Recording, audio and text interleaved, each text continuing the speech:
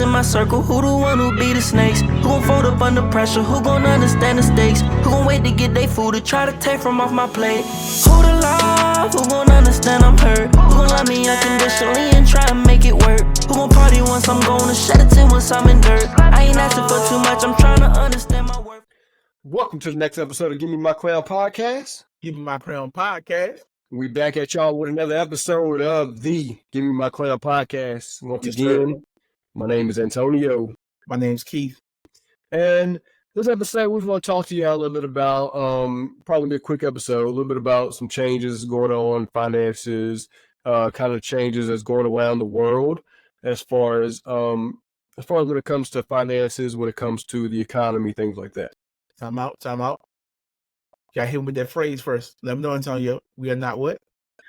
What? Oh, we are not financial advisors. This is not financial advice. This is strictly just our opinion of things, how we think things are happening, how we think things are going to go, and kind of what we, kind of our interpretation on a few of these, either current plans or proposed plans. So do your own research. There's multiple sources out there you can use. So use one of those sources and do not take this as a valuable source. Yes, sir. So as y'all know, it's a lot of stuff changing with the economy. When it comes to just about everything. The real estate industry is still the real estate industry. Interest rates are not going down, it don't seem like. What else? We can start there though, like, cause you turned my world upside down like a few weeks ago, talking about like some changes as far as like like being a real estate agent. So we can start there. So the real estate industry is still. I wouldn't say it's really hot. I wouldn't say it's never there. It's kind of in the middle right now, depending on the price of the house, because you still have those houses at anywhere from $300,000 to about $500,000, and they're still going quick, and there's less inventory. But then you have the higher end houses where you look at 750 plus. Those houses are still on the market a lot longer now because obviously the interest rate. When the interest rate is so high, you buy a house $750,000. Your payment is going to be in excess of $5,000. So, and obviously it depends on how much you put down, what your actual interest rate is, things like that.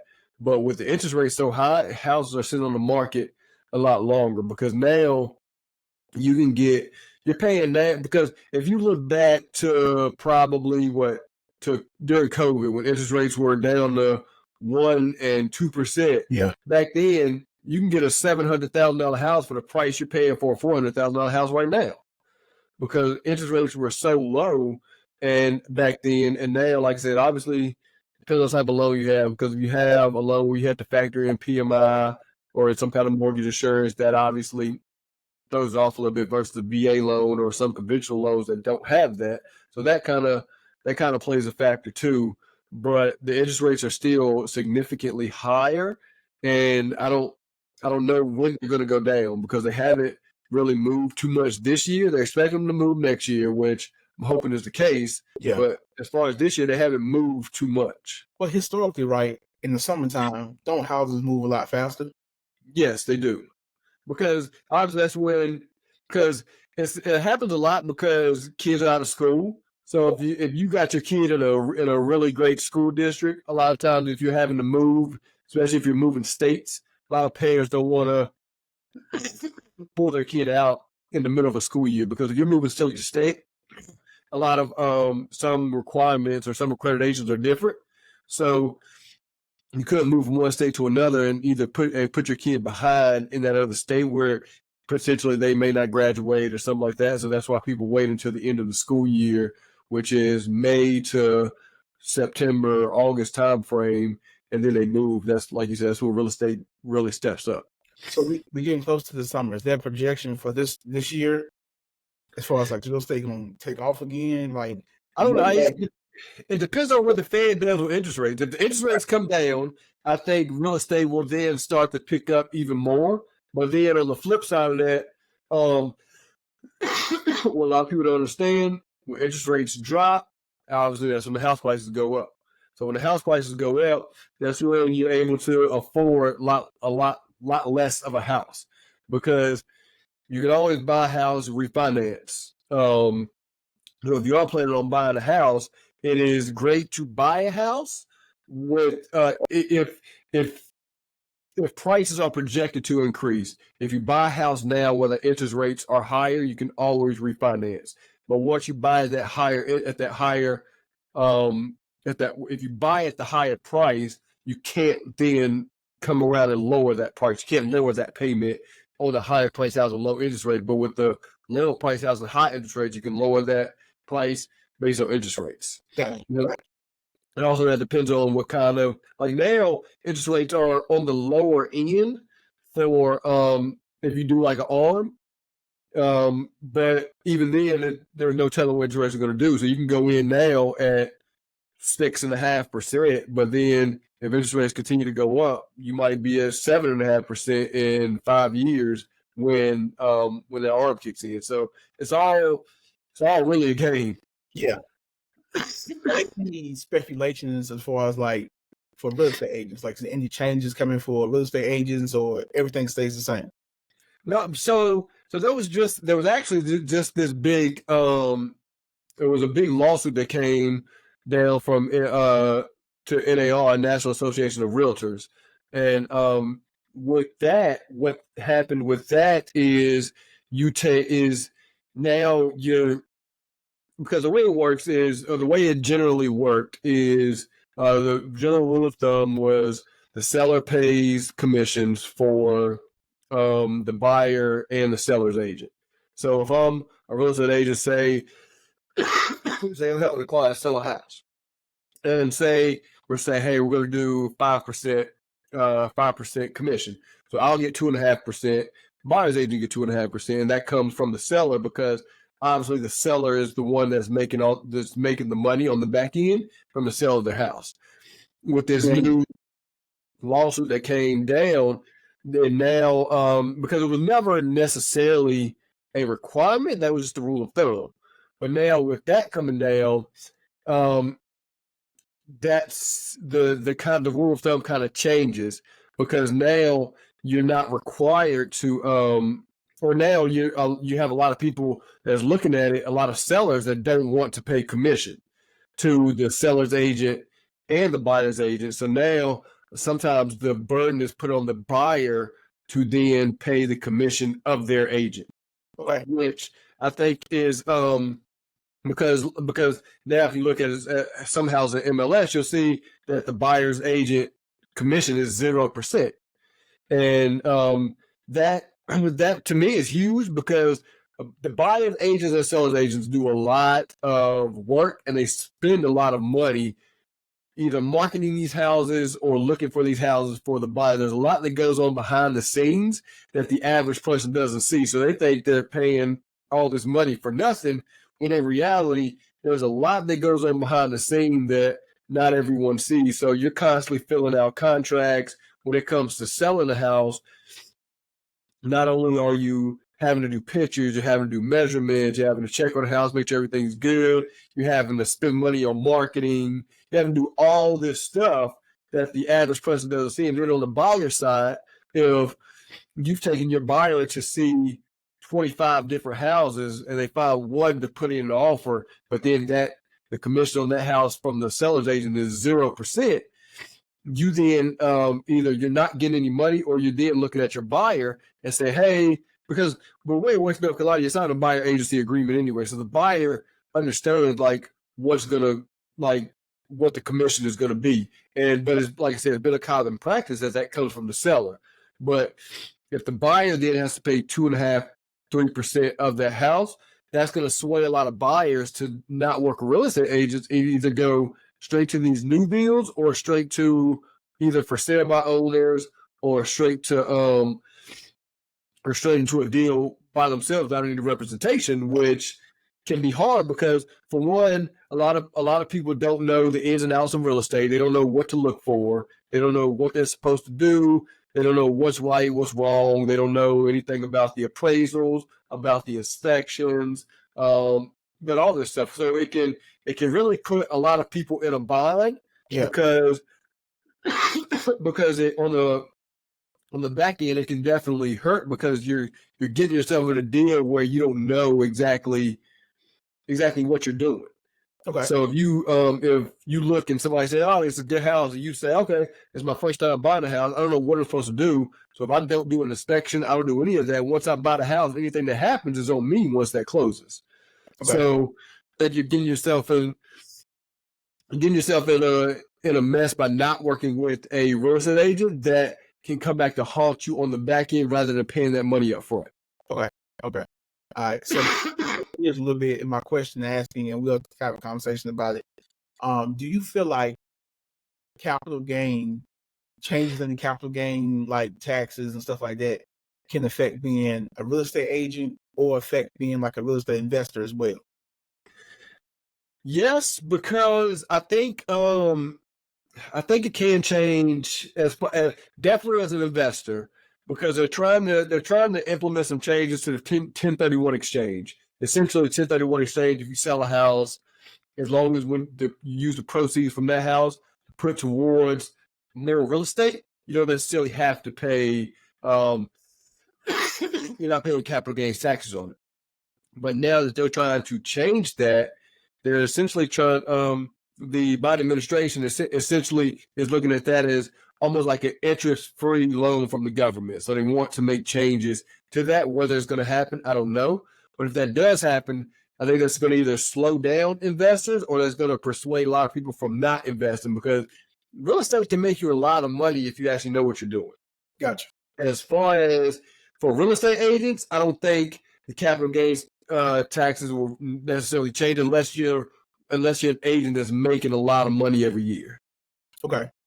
Like I've seen speculations, and it's purely speculation speaking, that on the 2025 tax bill they want to pass, hypothetically, how property appreciates, they want to charge people on the appreciation capital gains. Like it's already stated, like they want to do the same thing with crypto gains. So will that happen? Is there a potential it happens with real estate? Not sure. It talks. Not sure if it happens for it. Yeah, I would hope something like that wouldn't happen, because then you're gonna have a massive. Because then I think what that does is that's good for one. I think that will kill generational wealth. Yeah, and the reason I say that is because I think you will have a lot of people stop buying houses.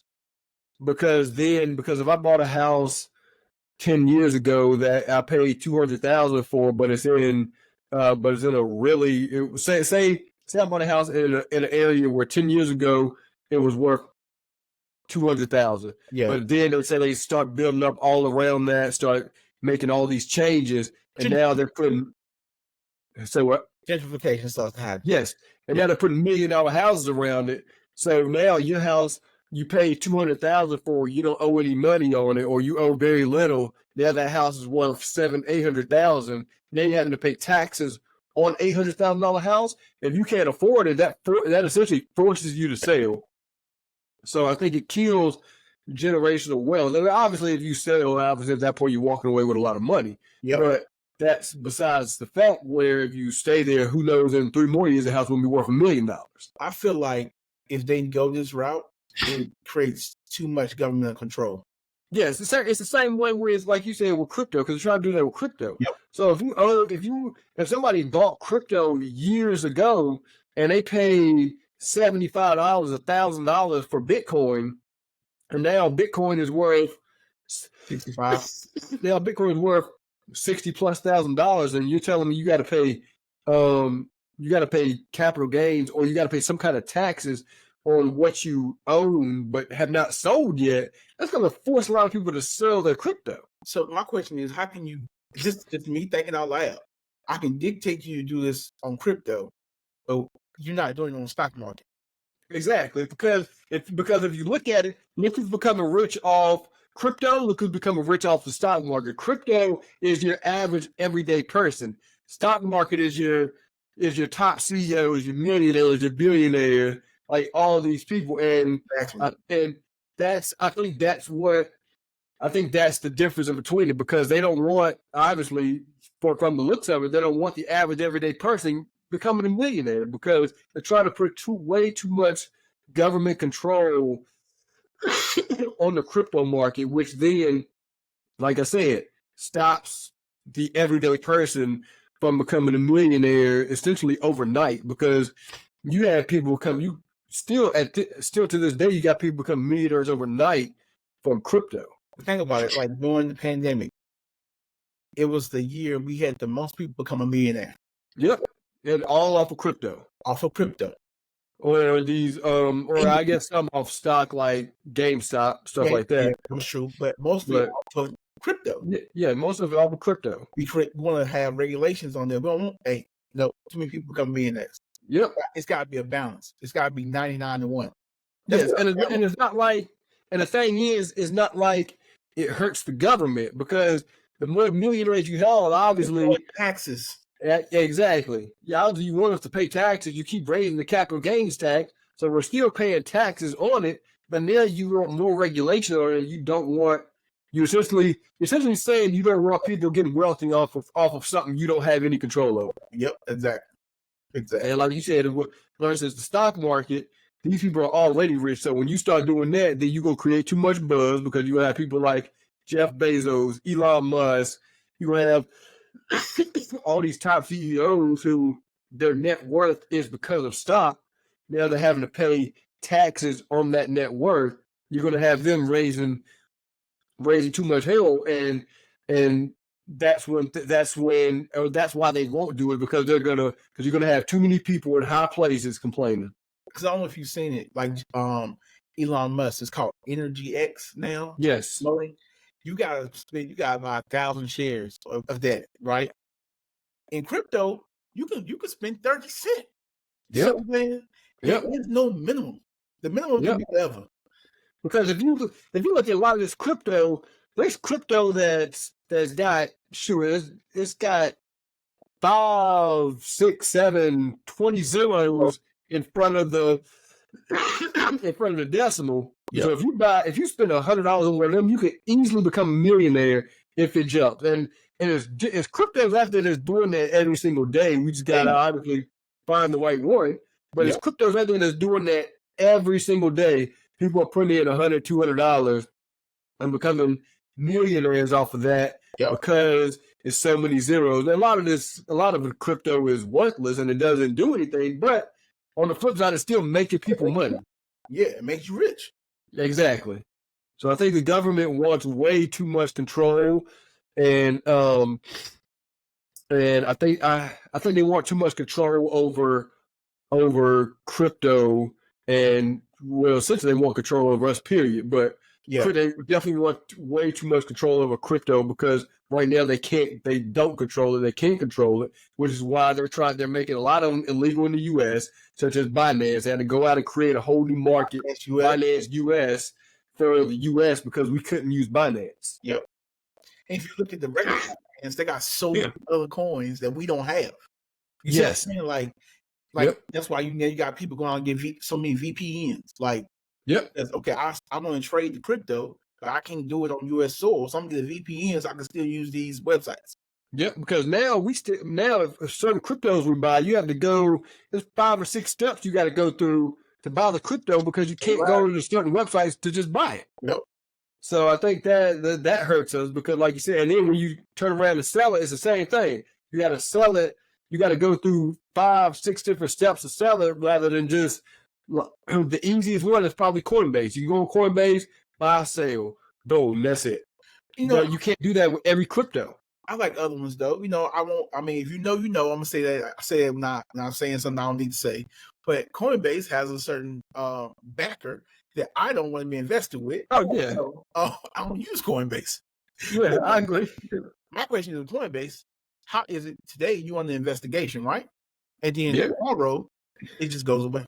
Exactly. White talks about it. Exactly. Got the right person backing you.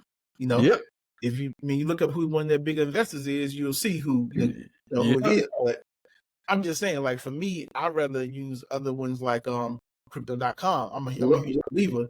Like you put your name on the old Staples Center. Like Yep, I love crypto.com because crypto.com is very simple, is very user friendly, and is very mainstream. I think it's a sleeper website too. Yes. A lot, people see the commercials, you see it in UFC, but people don't understand how simple it is. Yep, and that's crypto.com is probably my favorite one. I like Uphold. Uphold is a good one I like as well. Yeah, they're probably my favorite too. Crypto.com, Uphold. I probably got like 15 on my phone, I ain't gonna lie. Yeah, I use crypto.com, I use Coinbase, I use Trust Wallet. Yep. Don't really mess with Robinhood too much because Robinhood did people dirty back in the day. They did. Robinhood essentially shut down their on purpose. They essentially wouldn't allow people to sell when stuff was at its peak. Yep. So there's GameStop, Dogecoin, to name a few. But when it got to its peak, all of a sudden, every time it got to its peak, the site crashed. It would turn red, so you couldn't. Yeah, so you couldn't sell. Yeah. I'm like, I go other routes. Yeah, but like I some stuff in my head right now I want to say, but I know I can't say it, so I'm not gonna say it. But when you look at it, man, sometimes when it comes to crypto, and just gonna sound bad to say, sometimes it's better to be in other countries where you can just trade freely. Yeah, because there's no regulations on it. So you can essentially do what you want to do and don't have to, and you don't worry about the government coming for you. And then obviously in a lot of other countries, capital gains taxes ain't as much. So over here, if you make a lot of money, you're losing damn near half of it to taxes. I watched this guy on YouTube this morning. He lives in Puerto Rico, which is a U.S. territory. He does not have to pay U.S. taxes, and he only pays a 4% federal tax. And that's it. He was like, if you want to be wealthy, move to Puerto Rico. Wow. You got to deal with hurricanes, but besides that, you ain't got to deal with all these crazy taxes. But he said last year he made $8 million, and he equated that what he would have paid in taxes if he lived on U.S. soil. It was crazy. Yeah, you can look at that as some of these like NFL, NBA players' contracts. You see, they're making $40 million, but their take home is $17 million. Yep. Like how is that? Like, first of all, how is that legal? For one, you got the government essentially taking your money, and even when you make all this money, like in crypto and stocks or whatever, you're paying all this money in taxes off something that you own, that you made, that you invested in. So my thing is, if you know, but this would be my. I know this would never happen, but my thing is, hey, if I'm gonna pay taxes on something, help me buy it. Like, give me your money to buy it, and they'll take your taxes at the end. Yeah. All right. Like, I'm gonna say this, Tony. I'm gonna say this. We're gonna end it after this. This gotta be it. All right. This is the real thought for people. Why do we break away from England? I'm just saying. It won't really religion. People talk about religious reasons why we left England. That won't the reason why. Yeah, it was because of taxes. Because of taxes. And then what we do come over here what and we turned into. And what do we do? Come over here and create 1,000 different taxes? So the tax book is this thick now. I know. This thick. I don't know if the founding fathers saw this happen. Nope. Don't get me wrong. There were other things like slavery. You know what I'm saying? That need to go. I'm like, we need to get rid of slavery. That's gone. Yeah. So we got rid of slavery and incorporated taxes. Yeah. It's ridiculous, man. Yes, as much money as we're paying in taxes, it could, because I know, like all these videos and stuff that pop up on TikTok, like a lot of it is comical and funny, but then you sit back and think about it.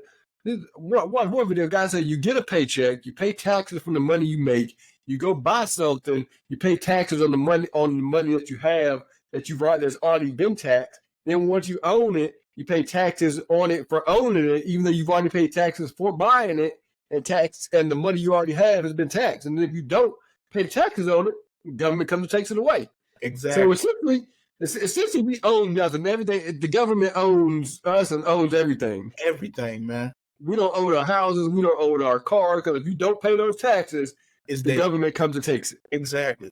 It's like you a slave to the system, and you think you winning, and you still ain't winning.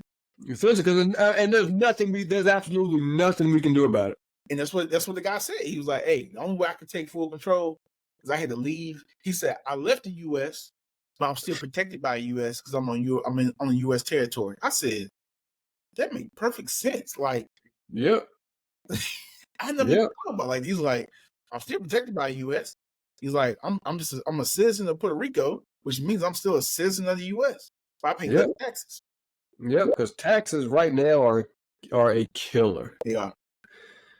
But that's another conversation for another, because we can go all day on taxes, all the different tax codes, all the different tax brackets, like everything. I know, like I said, man, like even with tax, I often wonder, like with all the taxes we pay as Americans, like our infrastructure, like should look like Dubai or look like Tokyo or look like something like that, like public transportation. Like how we got no super, no, like you see those train stations, they have in Tokyo. We pay way more taxes than they pay in Tokyo. How we got that? Yeah, and we in trillions and trillions of dollars of debt. But we show in all these other countries. Exactly. But that's the conversation for another podcast. It is, man. Once we get big enough, we can have these conversations. Yes. But I think getting people, like you said, this one was going to be short. This one was just essentially more of a rant for us than anything. But as we always say before we get off of every podcast, before we say this, we want y'all to like and subscribe on Apple, YouTube, all the platforms. Definitely go support us. You see we got the hoodies on. Go buy the hoodies from our Etsy shop, which will be posted in the link below. And just ride with us and support us, and as we continue to grow. You guys anything to say? Nah, man, like we love y'all. We support Definitely. us, and we trying to grow with y'all. Definitely. And as we always say before we get off every podcast, it's more than a podcast. We handing out clowns. Hand them out. Hand them out. Who the lover, who the hate? Who the realest in my circle? Who the one who be the snakes? Who gon' fold up under pressure? Who gon' understand the stakes? Who gon' wait to get they food to try to take from off my plate? Who the love? Who gon' understand I'm hurt? Who gon' love me unconditionally and try and make it work? Who gon' party once I'm gone and shed a tear once I'm in dirt? I ain't asking for too much, I'm trying to understand my worth.